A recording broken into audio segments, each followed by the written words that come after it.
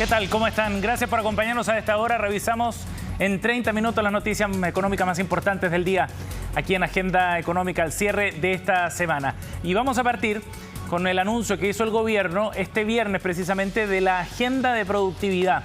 Era un documento en el que había estado trabajando por largo tiempo el Ministerio de Hacienda, el Ministerio de Economía, del Trabajo, también con representantes gremiales y con los trabajadores con el objetivo de generar propuestas en esta materia, un desafío de largo tiempo en nuestro país. Pues bien, surgen más de 40 propuestas en distintas líneas de trabajo que se van a ir implementando en distintos tiempos para poder saldar esta deuda que tiene Chile en materia económica. Los detalles los vemos en la nota de Belén Vázquez. Mira, el acento me deja claro que no es un audio del gobierno, así que estoy tranquilo por eso. Así que nada, ningún problema. No ha pasado la tormenta, pero al menos algunos en el gobierno ya se toman con más humor los audios inoportunos de WhatsApp. No es que la situación no haya sido grave, sino más bien que las preocupaciones del equipo económico por ahora son las más de 40 medidas contempladas en la agenda de productividad. En términos de sus efectos, tiene un horizonte de mediano plazo. En términos de su implementación, por supuesto, es una agenda que tiene urgencia. Por esa razón, lo que esperamos es que las más de 40 iniciativas que están aquí contenidas estén todas caminando en el transcurso de este año. Las medidas emanaron de un trabajo conjunto entre el gobierno, los gremios empresariales y los trabajadores y abordan materias como empleo, inversión y mejoras a las pymes. Todas estas buscan hacer crecer esta medición en torno al 1,5%. En cuanto a inversión, la tarea principal está enfocada en mejorar el sistema de permisos. Para ello, durante el segundo semestre se enviará un proyecto de ley que rediseñe los permisos sectoriales, de manera que se reduzcan los tiempos de tramitación y se pueda, según plantea el Ejecutivo, generar un equilibrio entre carga regulatoria y riesgo. Que en algunos casos hay permisos que se le pide a ciertos proyectos que no se les debiera pedir, y tampoco existe una institucionalidad que le vaya exigiendo a los distintos servicios que cumplan los tiempos adecuados o los tiempos especificados por la ley. Es decir, este fue un sistema de permisos que se fue armando sobre la marcha. Nunca ha habido un diseño orgánico. Tenemos que revisar nuestra institucionalidad sin dejar de lado las exigentes normas medioambientales. No puede ser que una empresa se demore 10 años, incluso va a ser un periodo más largo en obtener un permiso para invertir. En empleo, las medidas consideran la revisión y evaluación de los subsidios, además de capacitación y reconversión laboral. Esto implica la adaptación de la oferta programática de CENSE y FOSIS y robustecer el programa de certificación de competencias laborales. Todo eso pensando en lograr tanto como sea posible que las personas transiten desde un empleo informal a uno formal, dado que si bien Chile es uno de los países de la región con la tasa más baja, este fenómeno impide que un incremento de la productividad se manifieste en forma transversal. Deben ser fortalecidas porque a pesar de los esfuerzos que se han hecho, tenemos aún cifras en las cuales la participación femenina es más baja en el trabajo formal y además tiene una mayor tasa de informalidad. La productividad no puede avanzar solamente en un mecanismo o un guarismo de crecimiento económico, sino que también tiene que ver cómo se crece en el ser humano, en la humanidad, como nosotros decimos, y centrar el trabajo en trabajo decente. Para las pequeñas y medianas empresas, en tanto, se les dará la posibilidad de acceder a las compras públicas una vez que se apruebe el proyecto, se harán mejoras a la ley de pago a 30 días y se rediseñará el programa Digitaliza tu Pyme, entre otras. Nos interesa mucho que se mueva la aguja en las ventas públicas, pero no solo relacionado con la cantidad de empresas que participan de la oportunidad de venderle al Estado, sino también de los montos y volúmenes de ventas que concretamente se materializan. Según el último Informe Nacional de Productividad, el año pasado hubo una caída de entre 3,4 y 3,6% con minería y de entre 2,1 y 2,4% sin considerar dicha actividad. Cifras que consolidaron la tendencia que ya existe en nuestro país desde hace una década y que esta agenda pretende revertir. No son resultados inmediatos, pero al menos, dicen los gremios, es un punto de partida. Este tiene que ser un esfuerzo que vaya más allá de este gobierno. Esto no lo vamos a resolver en pocos años, sino que este va a ser un esfuerzo que probablemente va a tomar 10, 20 años. Pero yo creo que es un muy buen inicio. Finalmente, durante la segunda parte del año se enviará un proyecto de ley para que Corfo pueda crear un fondo de inversión de capital de riesgo. En comercio exterior se avanzará en la digitalización casi total de los trámites y se implementarán medidas para desnotarizar algunos procesos. Bien, por supuesto hubo reacciones después del lanzamiento de esta agenda de productividad. Si bien los gremios participaron en la elaboración del documento, también echaban de menos algunas medidas que habían propuesto en esta discusión que se había generado con el gobierno para elaborar estas 40 propuestas en la materia. Revisemos algunas reacciones de los distintos gremios sobre lo que significa esta agenda de productividad y cómo se va a implementar para el futuro. Vamos a comenzar revisando primero lo que dijo la SOFOFA en la voz de su presidente, Richard von Appen. Dice que aún parecen insuficientes las medidas que realmente generan un impacto significativo en materia de productividad. Y si bien fueron levantadas por SOFOFA, no fueron consideradas por la autoridad, tales como los nuevos incentivos a la inversión en innovación, equipamiento y transformación digital, reforzar la infraestructura logística para el comercio, identificar barreras regulatorias, perfeccionar franquicias tributarias y enfrentar la informalidad laboral, dice este comunicado de prensa emitido por la Sociedad de Fomento Fabril, refiriéndose entonces a esta agenda. También hubo otra mirada respecto a lo que trae esta agenda de productividad por parte de ACIMET, que plantea en un comunicado también que este es un plan robusto, que piensa en Chile en el largo plazo. Nuestro gremio ha venido insistiendo hace mucho tiempo en que la innovación, la ciencia y la tecnología son elementos clave para volver a impulsar la productividad en el país. Vemos con satisfacción que al menos existe la voluntad del gobierno para avanzar de manera concreta en esa dirección. Otra de las reacciones con miradas, como ustedes ven, contrapuestas distintas respecto al anuncio de esta agenda que comenzará a trabajarse en los próximos días.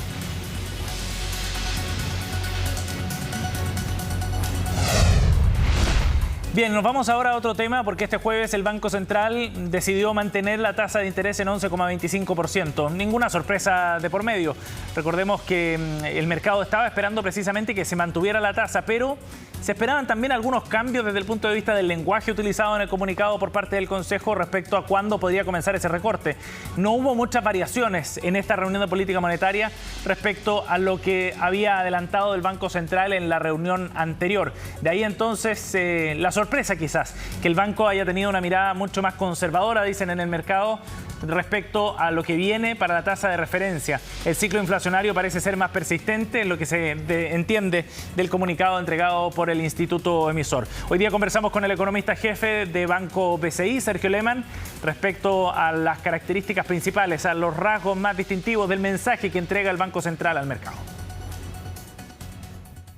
El mercado preveía que pudiese haber bajas en abril. Yo creo que eso hoy día se ve claramente cuestionado. No preparó el terreno para comenzar a bajar la tasa, que era una de las miradas que estaba atendiendo, digamos, el mercado a propósito, ¿no es cierto?, de este comunicado, y más bien plantea de que en el próximo informe de política monetaria, que sería publicado a comienzos de abril, recién entonces va a tener un análisis más completo respecto al escenario que se está dibujando y recién, ¿no es cierto?, en ese contexto es el terreno para comenzar a bajar la tasa. Ahora, yo creo que de todas maneras uno podría esperar que la baja de tasas venga en mayo, pero creo que es importante esperar esos datos que confirmen justamente que el espacio para comenzar las reducciones efectivamente esté presente. Bueno, y es lo que ha planteado precisamente el mismo Banco Central, que esperan un escenario macroeconómico más claro, consolidado, antes de realizar algunos movimientos. Y en el mercado ya viene la discusión respecto a cuál sería el momento propicio, para poder realizar esos recortes sin que eso signifique también un riesgo inflacionario, mientras que por otro lado hay otras miradas que plantean que es necesario comenzar con un recorte pronto, quizás en abril, y de esa manera evitar que la recesión proyectada para este año sea más profunda. Escuchemos la visión que tiene Jorge Zelaibe, economista jefe de Scotia. Yo soy de aquellos que consideraban que en esta reunión era posible ya comenzar a señalizarle al mercado que si se consolidaba el escenario actual durante los próximos meses, era posible iniciar el proceso de recorte en la tasa de política monetaria en abril.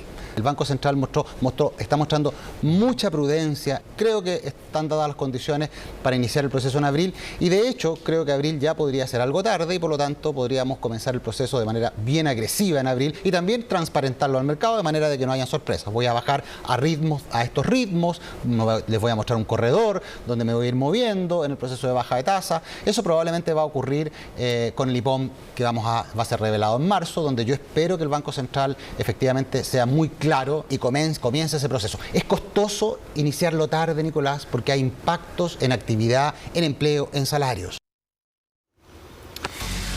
Bueno, y la presidenta del Banco Central, Rosana Costa, profundizó también en los argumentos y en el análisis que se planteó en el Consejo del Banco Central. Lo hizo a través de una entrevista en Bloomberg TV, donde, entre otras cosas, dio espacio para el análisis sobre el rol que está jugando el tipo de cambio en este escenario inflacionario. El alza en el precio del cobre significa que entran más dólares al país y, por lo tanto, una apreciación de nuestra moneda, decía Rosana Costa. Eso en el corto plazo tiene efectos a la baja en la inflación, pero en el largo plazo puede generar lo opuesto, así que tenemos que analizarlo según el contexto, decía la presidenta del Banco Central en esta gráfica que ustedes ven ahí en pantalla, un extracto de esta conversación con Bloomberg TV. Y a continuación, Rosana Costa también se refirió a otro tema que ha estado en la agenda durante estos días. Tiene que ver con la propuesta de Argentina y Brasil de crear una moneda común que podría eventualmente extenderse a otros países de América Latina para facilitar el comercio en los países de la región. Una moneda común, dijo Rosana Costa como definición sobre este tema, requiere una convergencia de políticas monetarias, requiere una única política monetaria y tenemos realidades inflacionarias muy distintas.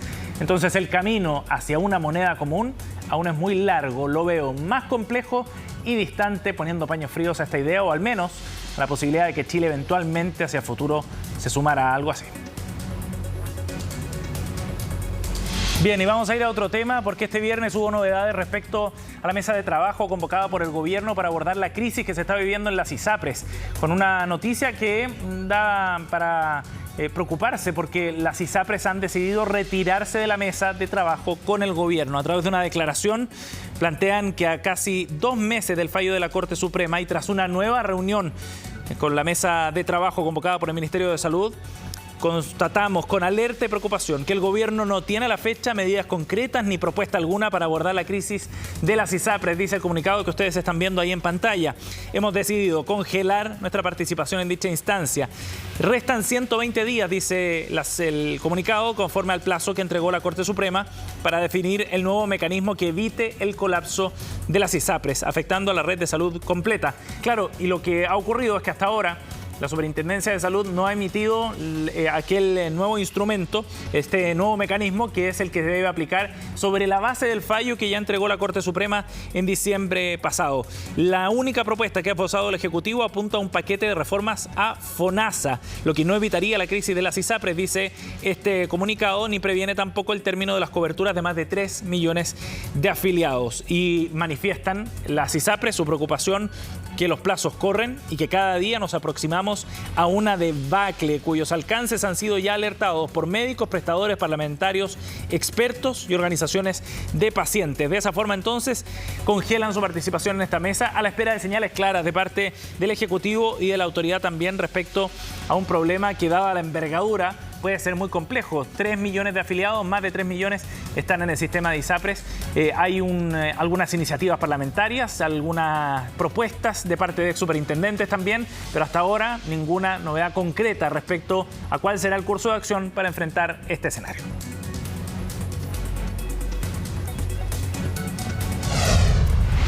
Bien, y antes de irnos a una pausa, queremos contarles e invitarlos además a que este sábado vean el nuevo capítulo de Apps, Empresas que Cambian el Mundo, el nuevo programa de CNN Chile, donde entramos en el mundo del emprendimiento de alto valor en nuestro país. Y este capítulo cuenta con la participación además de Cristóbal de la Mayora. Es uno de los cofundadores de Betterfly, una empresa que ha sido muy exitosa, uno de los últimos unicornios en Chile, valorizado en más de $1.000 millones, pero que sin embargo ha experimentado una serie de cambios en el último tiempo. Entre ellos, un cambio al núcleo, al modelo del negocio, lo que significó también una imagen corporativa distinta y la desvinculación de algunos trabajadores de la empresa.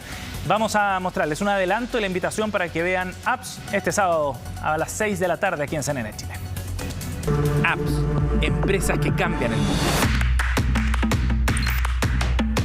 ¿Y cómo creen que lo reciben sus clientes? Los clientes lo toman muy bien porque al final este cambio viene guiado de la información, entre comillas, o de lo que quiere el cliente. Ese feedback. Completamente. Ajá. Finalmente ponernos en el zapato de ellos y darle un mejor producto o un mejor servicio. ¿Y desde el punto de vista del mercado, de los inversionistas, por ejemplo, Cristóbal?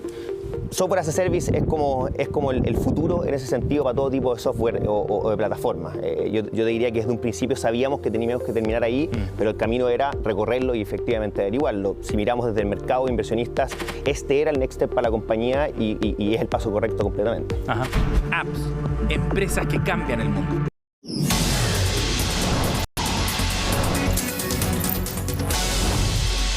Ya estamos de vuelta, hacemos agenda económica y vamos a conversar sobre lo que ha ocurrido esta semana con el tipo de cambio acá en nuestro país. Un asunto muy relevante, sobre todo considerando el escenario de inflación que se está viendo acá en Chile. Vamos a conversar de esto junto a Renato Campos de Admiral Markets para conocer más sobre lo que está ocurriendo en el mercado.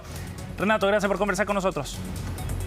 Sebastián, muchas gracias a ustedes por invitarnos. Renato, bueno, partamos analizando lo que ha ocurrido al cierre de esta semana. En algunos momentos la moneda norteamericana estuvo por debajo de los 800 en distintos momentos de las transacciones durante esta semana, pero finalmente cierra por sobre los 800. ¿Qué fue lo que ocurrió? ¿Qué movió a la moneda norteamericana acá en Chile estos días? Bien, durante los últimos días han ocurrido diversos eventos macroeconómicos que tienden a mostrar finalmente un escenario algo más robusto para la economía americana. Teniendo en cuenta el último reporte preliminar correspondiente al cuarto trimestre del 2022 para Estados Unidos, el que logró superar el consenso del mercado que esperaba un 2,6% de expansión. Este logró registrar durante el último trimestre un 2,9%, lo que permite de cierta forma despejar al menos por un rato, la probabilidad de recesión o al menos una recesión dura que Estados Unidos puede enfrentar. Ajá. Teniendo esto en consideración, finalmente, Sebastián, el impulso que el dólar presenta, o bien la intención por recuperar valor o al menos cerrar por sobre los 800, también depende de un dólar a nivel internacional que no pierde los mínimos de los últimos 7 meses. Y bajo esa condición, el dólar también frente a un peso chileno tiende a fortalecerse también por algunos antecedentes locales que han venido ocurriendo durante el último tiempo. Renato, ¿y esto ocurrió, este fortalecimiento del dólar, en relación a todas las monedas? ¿Fue una tendencia más global o en relación al peso chileno? ¿Cómo anduvo la moneda local comparada con otras emergentes? Sin grandes cambios cierra el dólar a nivel internacional durante la semana, lo que de cierta forma, como bien tú dices, es un movimiento transversal. El dólar se defiende o al menos se resiste a caer o perder los mínimos que ha venido registrando durante los últimos días. Sí. Renato, ¿qué rol está cumpliendo en todo este proceso el precio del cobre? Lo hemos visto en niveles bien altos también, que no se veían desde mitad del año pasado, por sobre los $4,2 la libra. ¿Qué rol está jugando entonces en el tipo de cambio? La última invitación que nos hicieron estuvimos conversando precisamente de aquello debido a la reactivación que presenta la economía asiática china a partir del pasado 8 de enero con la reapertura y también el último impulso que presentó durante el mes de diciembre hacen presagiar finalmente que la demanda de commodities en términos generales podría vislumbrar un escenario mucho más favorable.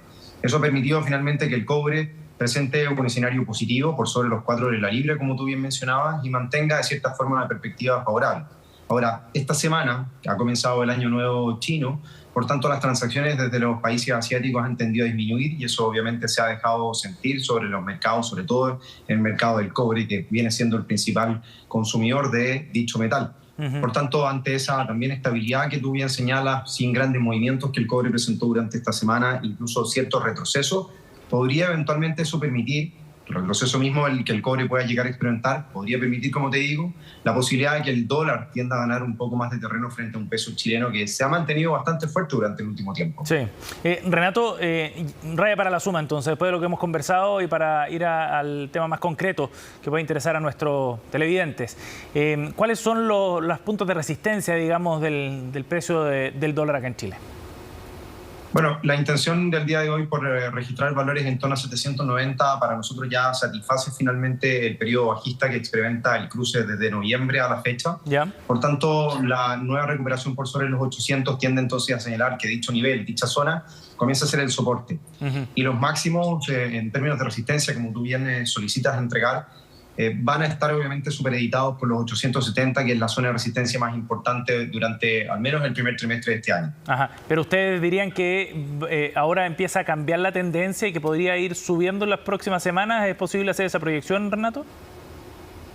Va a depender todo principalmente de la próxima reunión de política monetaria el 1 de febrero. La Fed podría moderar nuevamente su tasa de política con 25 puntos básicos y también entregar ciertas nociones y perspectivas de lo que puedan llegar a ser la tasa final para este año 2023. Recordando que esperan que esté en torno a un 5, un 5,1%. Luego del reporte de crecimiento de Estados Unidos, esta tasa incluso alienta finalmente a los inversionistas a pensar de que la tasa podría alcanzar valores incluso superiores durante el término de este 2023. Ajá.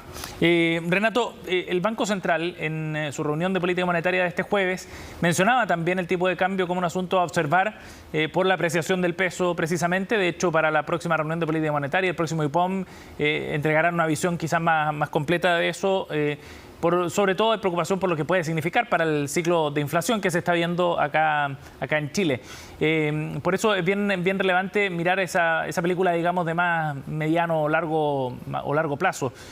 ¿Cómo ven ustedes ese escenario? No lo que va a ocurrir la próxima semana, sino ya en este 2023, en el primer trimestre, por ejemplo, para tratar de hacer ese vínculo respecto a las decisiones que tiene que tomar el Banco Central próximamente.